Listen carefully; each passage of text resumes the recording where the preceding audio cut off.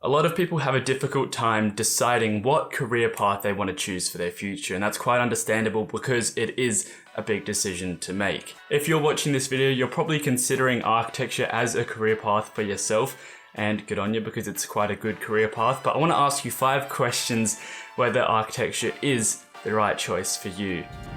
Let's get into it. I want to split this video up into 3 parts. First of all, we'll be considering the preparation. These are the questions that I would have asked myself before I chose architecture to decide whether it really is something I'm passionate about. And the second question that I'll be asking you is, or the second set of questions I'll be asking you is about the skill sets, whether you're good at maths and science and English and all these kind of skills that an architect needs or apparently needs. We'll soon get into that. And the final segment of this video will be looking at the final question, which I won't reveal until later, but I will also be giving you some advice as to where to go from here if you decide to choose architecture, or even just some good advice for you even if you don't decide to choose architecture as a career. So the first question I would ask myself is, why am I considering architecture as a career path? Do you really have a clear reason as to why you're choosing architecture or thinking about architecture? Are you getting forced into it by your parents? Are you choosing it because a friend's doing it or because you've seen something on TV that makes you think that architecture is going to be great? There's definitely nothing wrong with those things. Ted Mosby definitely played a part as to why I'm choosing to be an architect. Or on the flip side, are you thinking about the money? But if you're thinking about it for that reason, I would probably consider doing something else. Do you have a passion for buildings? Do you have a passion for design and problem solving? What are the reasons that you're considering architecture as a career? This question alone should solve a lot of problems for you or a lot of concerns for you, because a lot of the time we don't actually think as to why we are choosing something that we're doing. It might be that we apply for architecture because a friend's doing it and we kind of just don't even know what it is. So that kind of leads into question 2 of preparation, which is, what do I think architecture would involve? As you're going along, I would probably write the answers to these questions down. It will really help you out, trust me. Write down what you think being an architect would mean to you. Actually see yourself doing it by visualizing it. Think 10 years down the track, you're an architect. What are you doing every single day? Do you see yourself doing that every single day? Do you even know what an architect does? If not, that's okay, but now you can research about it. Visualization is so powerful. If you can see yourself doing architecture 10 years from now, and you can visualize what that feels like, what it's like for yourself, you can decide from that whether it's something that you would like to do every single day, 5 days a week for the rest of your life. So now we'll be moving into the skill set. And the first one is, are you creative? And this doesn't necessarily mean that you have to be good at, art, drawing, painting, those kind of creative skills. I honestly don't think you need any of them to get started as an architect. But what's more important is, do you have a creative mindset? Do you think outside the box? Do you enjoy problem solving? Are you good at problem solving? Ultimately, it's a job that requires you to solve problems for a client. Problem solving is a form of creativity.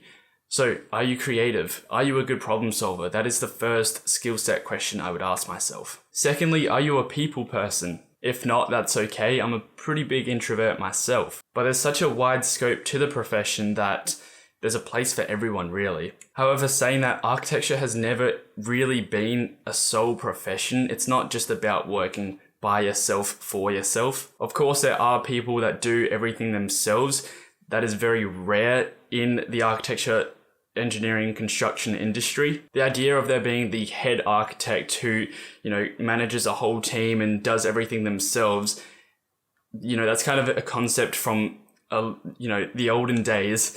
Architecture now is very much a team game. It's very much a team profession, and it involves working with a lot of different people, from contractors, engineers, specialists, and clients, and the list goes on and on and on. It's unavoidable that you'll have to work with people and you'll have to be effective at doing so. But in both situations, with the head architect and the team architect, both of those situations involve working with other people. So Are you a people person? Are you good at communication and communicating with other people? I don't mention having to be good at maths or science or any of those kind of practical skills because I don't really believe you need them in order to study architecture. Obviously there's, some kind of problem solving and creativity involved in maths and science and art and any kind of drawing and painting, those kind of skills, but they aren't necessary to study architecture. Any mathematical or scientific equations that you'll need to learn as an architect will be learnt once you actually start your architecture education.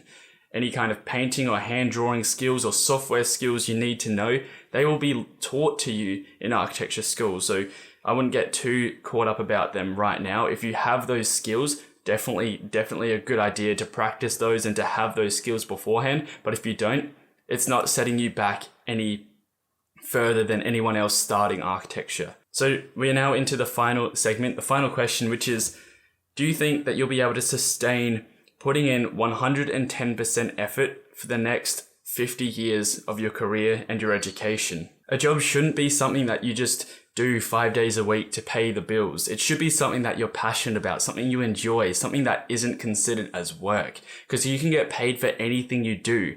You can get paid for anything you love doing. You don't have to do something for the sake of paying the bills. If you're deciding to do architecture because it's a safe job and it pays well, it's got job security, etc., you might want to reconsider why you're choosing architecture. It's when you get paid to do what you love that it's not considered work. That's when you can sustain a 110% effort for the next 50 years of your career in education. Because you wake up, you're fired up to do what you're doing, and you get paid for it. That's much more rewarding than waking up to do something, pay the bills, go to bed, start your next day to do the same thing. So that would be my final question to you.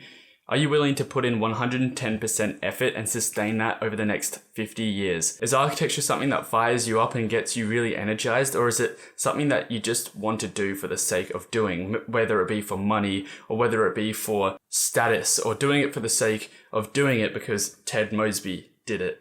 And I'm not going to claim I'm like that. I definitely couldn't say yes to this question when I was deciding to choose my future career in architecture. But over time, you find that passion by doing it. You can build it up by actually doing it and finding what you like, finding what you don't like, and then scrapping and ignoring the things you don't like, and then just focusing on what you really enjoy inside the profession. Often in high school, our teachers will tell us, if you're bad at maths and you're really good at art, they'll say, maybe spend a little less time on art and try and get better at maths. They say to focus on your weaknesses, not your strengths. If you're not good at maths and you hate it, but you're good at art and you love it, drop maths and go all in on art.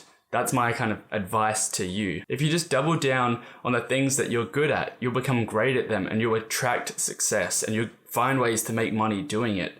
You don't have to do something just to pay the bills. So there you have it. That's my ramble. I hope you guys enjoyed this video. If you did, please do leave a thumbs up on it. I always appreciate you guys leaving comments down below as well. I love commenting on all your comments. I love replying to them. If you haven't subscribed already, make sure you click that subscribe button and hit the bell as well so you don't miss out on future videos. And until next time, guys, I will see you in the next video. Merry Christmas to everyone and a Happy New Year.